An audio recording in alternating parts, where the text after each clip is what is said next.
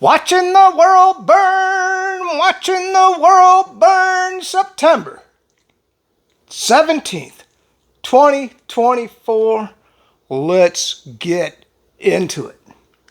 Of course, the big news story was the Trump assassination attempt, but you can watch 3 hours of video at Dan Bongino, or you can watch 3 hours of video at all kinds of channels, Peak Prosperity, wherever you want to go. But I'm going to sum it all up at ThatCyberSecurityGuy. So let's get into the things that I think are most important at this point as we've watched the things develop. So the first thing was the capture of the shooter, Ryan Routh, R-O-U-T-H. Let's watch that video. Driver! Take 2 steps to your right! Walk straight back!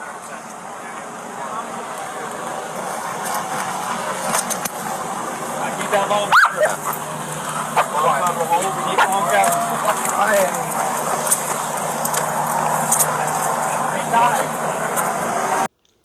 Alright, so that was the capture. Now, why did I show you that first in the video? Because it's very significant. You understand, those are Florida sheriffs and troopers capturing this guy. That wasn't the Secret Service, it wasn't the FBI, it wasn't the federal government. And why is that significant? I'll just read it to you. Breaking. Florida Governor Ron DeSantis refuses to hand Trump shooting suspect Ryan Routh over to the feds. Routh was arrested by local Florida PD while fleeing on I-95. The FBI, the corrupt, Democrat-led FBI who would cover everything up, probably kill the dude, stuff him in a box and shove him down in the ocean in the deepest place where we would never find him again, demanded custody of him, but DeSantis refused, saying Florida will conduct its own investigation. Are we on the brink of civil war? Are we on the brink of civil war? As states, I'm so proud. I'm so proud of the free state of Florida. We are defying the federal government. No way they're getting their hands on this guy until we find out what the hell really happened. The FBI covered up what happened in Pennsylvania. You understand that, right? The Democrats covered it all up. They whitewashed it. They washed the blood off the ceiling. The kid's body was cremated before we could even examine it with forensic evidence. Where is Texas? Where's that Democrat Governor Abbott on all of this, huh? I want to know. Where are you, Abbott? Are you going to join in the revolution to stand up to the treasonous federal government? Well, let's just keep going. The next video is, I think this was Victor David Hansen, and by the way, when I watched the video, it didn't never give him acknowledgement, but I'm pretty sure this is his voice. This is a 10-minute long video, but I just thought it was very relevant to just what just happened to Trump. Now, you have to understand, why is Trump suffering multiple assassination attempts? It's because of the corrupt mainstream media that want to depict him as the next Hitler. Let's watch that 10-minute video. Woo! They look at Trump as a vampire, and they put a stake in his heart, but they're afraid that that stake could come out any time, that he's undying, and they're afraid of him. They are terrified of him. You know why they're terrified of him? Because they think he's smarter this time, and he has just cause to really get angry because of what they did to him. They can write all of the Atlantic Monthly, and they can write all of the New Yorker clever, glib little essays about Donald Trump was a threat to democracy, or they can write all their little Molly Ball Time essays, how clever and brilliant they were with their cabals and their conspiracies to get rid of him. But deep down inside, they know that if the right ever did that to Barack Obama or Joe Biden, they could have really made something out of the fact that Barack Obama had a hot mic expose where he told the president of Russia, you tell Vladimir that I will be flexible on missile defense. That's the security of the United States of America, if he gives me space in my last election. And Putin did do that. That's an impeachable offense if a phone call to Ukraine is. So they understand that. that the right could have done that to them. And they understand now the right probably will do that to them for their own survival. And they are scared. They're saying that if a MAGA candidate wins and they win the House and the Senate, we're cooked, because they're going to get special prosecutors and they're going to go after the Biden family like they've never gone after anybody. And they're going to find stuff because we know Joe is crooked. And then they're going to go after Merrick Garland, and they're going to go after Mayorkas, and they're not going to stop. And that's why they're scared. And they're going to do everybody thinks that the danger passed, they got what they wanted. No. You're never going to see anything like what they're going to do in 2024. All of this could have been reconciled. All they had to do was say Donald Trump should not be president, if that's what they believe. And we're not going to do any lawfare. We're not going to try to change the voting laws. We're not going to pack the court. We're not going to let in 2 states. We're not going to try to abolish the Senate filibuster. We're not going to try to change the voting ID laws. We're just going to play under the rules that we have. We don't need $419 million by Mark Zuckerberg infused. We don't need Sam Bankman-Fried, the crook, giving us $100 million. We're not going to go under the radar with George. So we're just going to show you, the American people, how we think Donald Trump should not be president, and we'll have a fair, and they can't do that. They don't trust themselves. They think, you know what? Anybody in his right mind would close that border right now. Close the border. Anybody in his right mind would recall all of those DAs that have destroyed these major cities. Anybody in his right mind would not beg the Saudis or the Venezuelans or the Russians or the Iranians to pump oil on the eve of a midterm or drain their strategic petroleum when you have so much natural gas and oil. Nobody in their right mind would do that. And nobody in their right mind would ever just pull out of Afghanistan without warning, just so Joe Biden can say that on the 20th anniversary of 9/11 or the original October invasion of Afghanistan, I'm the president that got us out. Nobody would do that. And nobody would print $6 trillion when there's a pent-up demand post-COVID lockdown and there's a supply chain disruption, and throw that money without any audit or examination of who got it and why and how it was spent, but to inflate the economy and ruin it. Nobody would do that.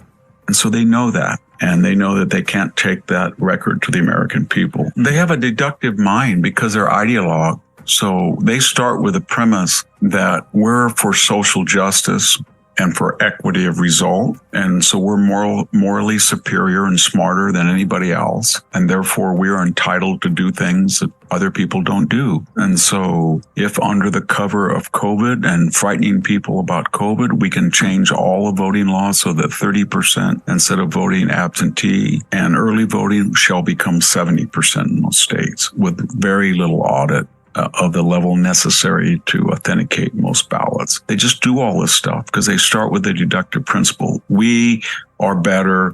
This is the vision, and therefore the following must happen. And if things don't fit the narrative, then they go after the person, they censor it. That's how they work. And if you keep that in mind, then everybody makes sense. And what I'm saying is they go on from one lie to the next. So everybody now knows that Donald Trump, we just discussed it, was impeached for things that Joe Biden got away with. Okay. Everybody knows the laptop was authentic.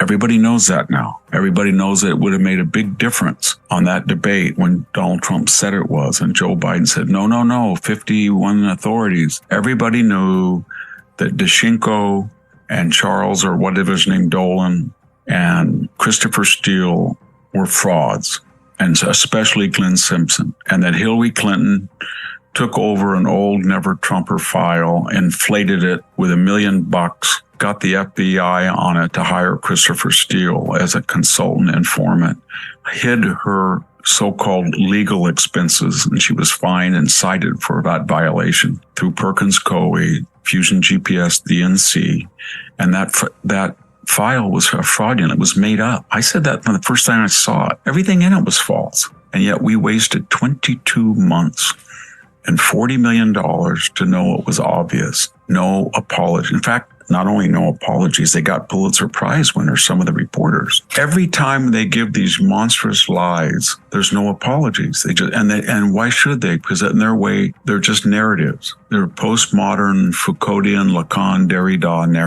narratives. They were useful. So that's what they look back. Well, they were useful at the time because when we went through the Mueller investigation, when we went through the laptop, we crippled Donald Trump, and therefore we were able to stop him. We had Anonymous. He was burrowed deep into the Homeland Security. He was a minor official, but we said he was one of the major operatives in the Trump administration. We lied. And then we printed his op-ed because it did what it was supposed to do. It weakened this right-wing agenda, so they think. And we got Admiral McRaven, and he came in and wrote an op-ed and said Trump should leave, the sooner the better. And then we got all of the 4 stars, McCaffrey, McChrystal, all of them, to say that Trump was Hitler, that he was Mussolini, that he was a liar, that he was danger. We got Mark Milley to call the Chinese. We did all of this. And yes, we do not want this to be done to us. If right now a retired 4-star general says that Joe Biden is senile or he's dangerous or the Afghanistan is a disaster and he should be removed sooner or later, or his weaponization of the DOJ or the FBI is Mussolini-like, or his hounding of individual people at school boards, or the way he conducted the Mar-a-Lago raid is remnant of it's Nazi-like. And I'm just quoting from what they've said. You know what's going to happen to those people?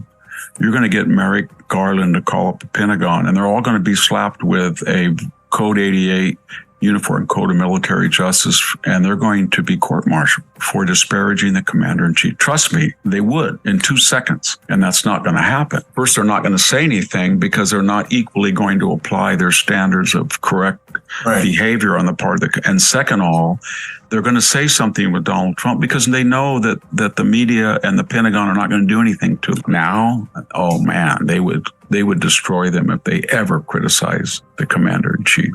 They would go after him like you wouldn't believe. And they know that. And so what we're talking about, I guess to sum up and end this, they understand deterrence. They are saying to the American people, we are SOBs. We're capable of everything and anything. Now, which side do you want to be on? Because if you're on our side, you can do what Hunter Biden is. There's no consequences. If you want to say that the voting machines are crooked, like Jill Stein, go ahead. She did in 2016. If you want to be Barbara Boxer and 32 Democrats and say, you know what, we're not going to certify the Ohio count and hold up the whole election. We're going to try to do that. Don't worry. They did it in 2004. If you're Al Gore and the registrar and the attorney general says, well, the votes have been counted and they have been certified in Florida. Oh, no, we're going to sue. We're going to sue and hold up the entire election for a month. And so you can do all of that as long as you're on our side. But if you don't do that and you want to go on the other side, then you're going to be in big trouble. And that's the message that they're trying to say. That's what we're really getting down to. Join the winning side. It's sort of like in the Soviet Union. If you're part of the nomenclatura and you join the party, you're exempt. If you're not, well, you're on your own. People say to me, well, you're an academic and you spent your whole life. How did you deal with those 94% of all academics are left-wing? And I'm just using that percentage because that's a percentage of those who give money to political campaigns. 94% go to left-wing or Democratic causes. And they said, why are they so left-wing? Is it they have tenure? They're exempt from the worrying about losing their job. They have guaranteed step increases. They have a 9-month work year. Is it because they teach their 1 or 2 classes a semester? What is it that makes them, are they idealistic because they deal with words or I said, no. They understand if you want to get tenure and you want to be promoted and you want to be liked, you just parrot the majority cause. If it paid better, they'd be fascist. All right, so that was the 10-minute video on Trump. So then we get into the next video, and I found this one, and I was like,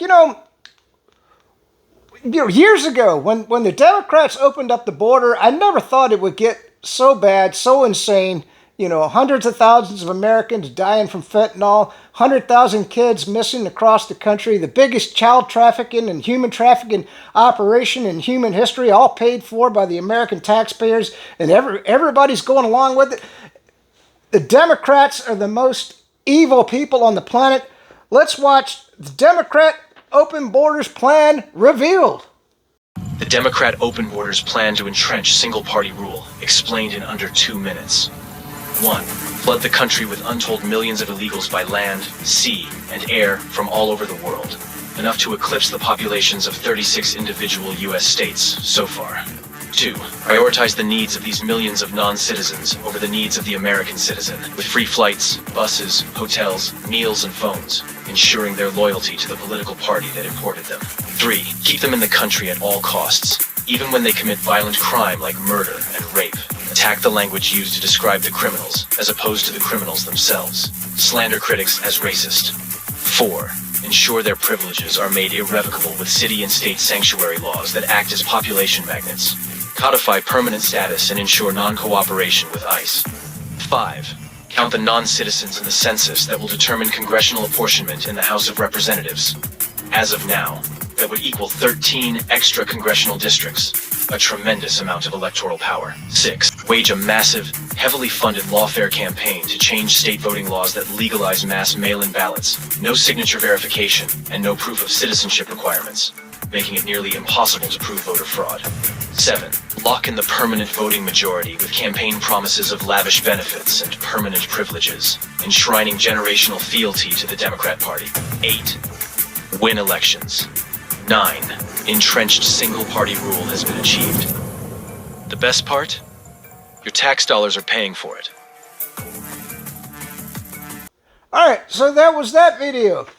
So then we get into, this was Jill Stein. And by the way, I mean, if you don't want to vote for Trump, and you don't want to vote for Kamala, I can definitely understand both. Both of them aren't perfect. Jill Stein, I love the woman. If she had a chance of winning, I dare say I would vote for Jill Stein over Trump. As crazy as that sounds. But I love her. And she says the Ukraine war was a completely avoidable disaster. Even after it began, Russia and Ukraine made a peace deal, but the US-UK flew in to say no deal. DC elites have long planned to use Ukraine against Russia, but what's the plan other than fight to the last Ukrainian or World War III? Well, that's, if you listen to Lindsey Graham, we're going to fight to the last Ukrainian. They're going to start putting babies on the front line and putting weapons in their hands. And the little babies, they're going to have these little pop guns and they're going to be shooting at the Russians, But anyway, this is Jill Stein. Watch this, 1 minute. And in the words of John F. Kennedy, we must not negotiate out of fear, but we must not fear to negotiate. Look at the Ukraine war, for example, which is an absolute disaster. It is a war being fought to the last Ukrainian. No one is paying a steeper price in blood than the people of Ukraine right now. This is an absolutely criminal and tragic war, but it was completely avoidable. Even after it began, there were negotiations taking place under the auspices of Turkey, which brought together the various parties, and you had a peace agreement between Russia and Ukraine. And that peace treaty was disrupted by the U.S. and by the U.K., which came in and said, no, you may not make peace here. The U.S. has been invested in this, unfortunately, as part of our plan for the expansion of U.S. influence following the collapse of the Soviet Union. It's a longer story. We don't need to go into it. But this is an absolutely avoidable conflict. You have to be very skeptical of the talking points that we're hearing. All right, so that was Jill Stein. We already got to Ron DeSantis. Let's see. Okay, this is the next video. Let's see. And I won't show you this, but I'll just read a couple of this because you want to know a little bit about Ryan Routh and who the hell he was. Breaking by Dr. Simon Godek. Boy, I tell you, I love this guy. He's in Brazil down there living the life of Riley, but working hard, by the way, on his farm. Ryan Routh was featured in an Azov propaganda video in 2022. For those unaware, Azov is a violent far-right Ukrainian militia with neo-Nazi origins, notorious for its anti-Russian extremism and supported by the CIA, yet the media remains silent. Now, I won't show you this video. It was just a couple of seconds. But I just thought the fact that most Americans don't even know that the Russians are fighting Nazis. I mean, it's insane. It's insane what goes on in the United States. And then, of course, there was a Newsweek video interview put up by Laura Loomer. Boy, I tell you, and supposedly she's cozying up to Trump now on his campaign. And, you know, I'm all for it. It's, oh, the right-wing lunatic, Laura Loomer, you know. And then she puts up, and she captured this because, by the way, everything about this Ryan Routh is being deleted off of the internet by the NSA. They're purging everything, his Facebook accounts, all his posts, all his Newsweek, anything that he did. But there's people capturing this, and she captured the interview. I'm not going to show that to you because it's just stupid. Let's see. Well done. We need more people calling out the mainstream media lies. Do you agree? And this was a video of J.D. Vance, and he was going up against Dana. And boy, I tell you, she was trying to talk over him, and he was like, look, man, I'm just trying to make my point. Will you let me talk for a minute? I won't show you that video. But let's get into the, let's see what I got more here. Most of the world viewing the slaughter of Palestinians has decided, this is Philip Giraldi, has decided that if there were two nations in the most evil category at present time, they would surely be Israel and the United States. No doubt, we slaughter people all over the world. And this was, well, let's get into what's going on in Ukraine. And I just got a brief video for you to watch. The Russians are advanced on Pokrovsk, Pokrovsk, the bastion of Kiev. And there's a lot of civilians there that probably are going to get killed in this battle. It's a big city, from what I understand, and it's a major logistics hub for the Ukrainians. And most Americans, you won't see this in the news. You won't see it anywhere except on my channel. Let's watch what's going on as the Russians, and once they take the city, I'm going to tell you, they're going to go right to the Dnieper River. And, you know, Odessa, Kiev, everything's on the table at this point. And it's happening rapidly. We're looking at month, two, you know, before the election, the fall of Ukraine. Here we go. We are currently in the vicinity of Novogrodovka, a settlement of some 15,000 on the way to Pokrovsk, a much larger city, but Novogrodovka has recently been taken by Russian forces. The issue with Novogrodovka is there are thousands and thousands of civilians still inside. The settlement itself is being blasted by Ukrainian artillery day and night. They aren't sparing any munitions, where in the past they would, for example, reserve cluster munitions for Russian attacks or for big targets or a mass gathering of soldiers. Now they're firing cluster shells, which themselves cost thousands and thousands of euros each, even if there's a mere duo of Russian soldiers sighted somewhere. Ukraine has pulled all the stops on its expenditure of ammunition. It seems determined to halt the Russian advance towards Pokrovsk, which is essential, is an absolute stronghold, a hub for defense and for Ukrainian morale. At this point, Russian forces are trying to get part of those thousands and thousands of civilians, and this is the majority of them, those who want to get out, get away from Ukrainian artillery, but it is very difficult. There's about 6 kilometers to the closest, more or less safe Russian-held settlement, and it is very dangerous getting them out. Every day there's about 30 or 40 people that individually are ferried out of the city. Some have to walk because it is, again, incredibly dangerous to move them via transport, via vehicles. Everything's targeted by Ukrainian troops. Moreover, they have pulled an incredible amount of manpower. These are elite divisions or elite brigades reserved for offensive operations that are being rebased by Ukraine to halt Russia's advance here. But as I say, Ukraine has pulled all the stops. When Russia took Novogrodovka, the defense there was nothing on the caliber that it is now. It seems the order has been given to make the stand here for Ukraine, which has resulted in thousands of civilians now caught in the crossfire. All right, so that was the Russian video on Donetsk. And then this was Douglas McGregor, and I wanted to read this to you. It says, Houthis fired a hypersonic missile into the centre of Tel Aviv yesterday, evading Saudi and Israeli anti-defense. The missile covered, and he says, no, I didn't think it was this far, but it's 1,300 miles in less than 12 minutes. I heard that was 1,200 kilometers, so maybe Doug's a little bit wrong in his estimate of the distance. There are ground and air-based hypersonics approaching Mach 9. Can you imagine Mach 9? Remember when we crossed the speed of sound in my lifetime? What was it, 600 miles an hour? And we're going Mach 9 now? Holy shit. There is no defense against this attack, none. Then the Russians reportedly have space-based MIRV, multiple independent reentry rocket payload, mounted on hypersonic glide vehicles, HGV, hitting speeds of Mach 25 avant-garde platform. Now, I'm not sure if this is the anti-satellite capabilities of the USSR. You know, we were going to launch ATACMS and long-range missiles into Ukraine, and then Putin came out and Lavrov came out and said, you do that, we're going to war, baby. And so it looks like things have kind of backed down for the moment. Who knows what's going to happen?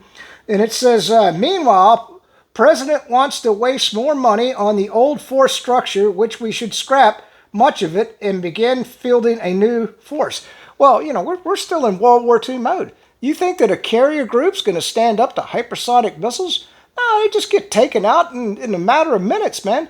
And do we have the drone technology that the Russians do, or the electronic warfare capabilities that they do?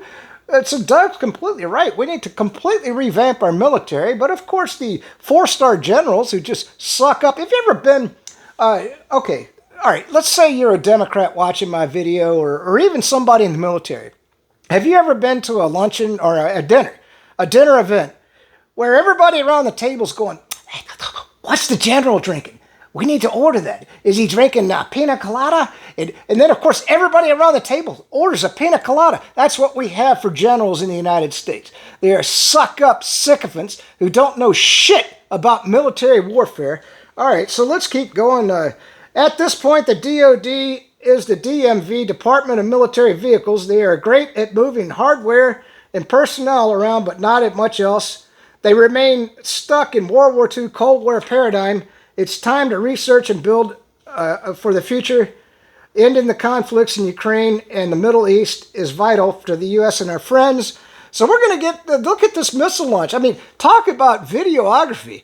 The Houthis, now, where did the Houthis get a hypersonic missile? Where do you think the Houthis got a hypersonic missile? Oh, is this parallel escalation by maybe Russia or Iran saying, we're going to strike back? You keep wanting to poke the bear. You want to keep poking Iran. We're going to strike back. So the Houthis got a hypersonic missile. Let's watch it launch right now.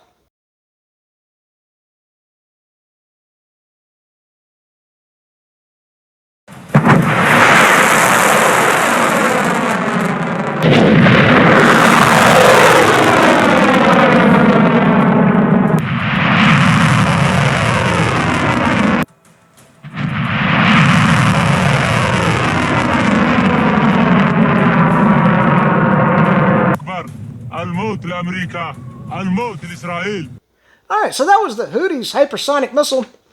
And then the last piece of news that I just want to get into that, you know, it's amazing because I fish around. Like I said, I go to Al Jazeera, I go to India television, I go to RT, of course, and I find things that your mainstream media just keeps everybody blinded about what's going on. This is a pipeline that just blew up in Houston, Texas. Reported on Russian television. Let's finish the video there.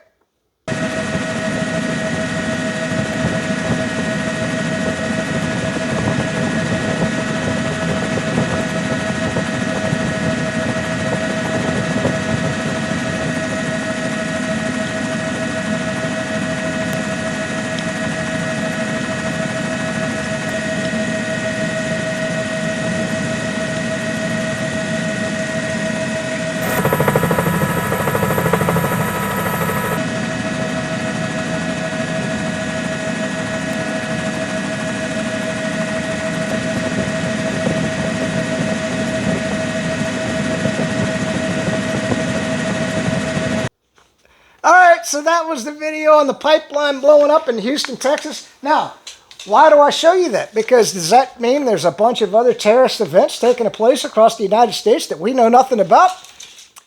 Could be. Could be.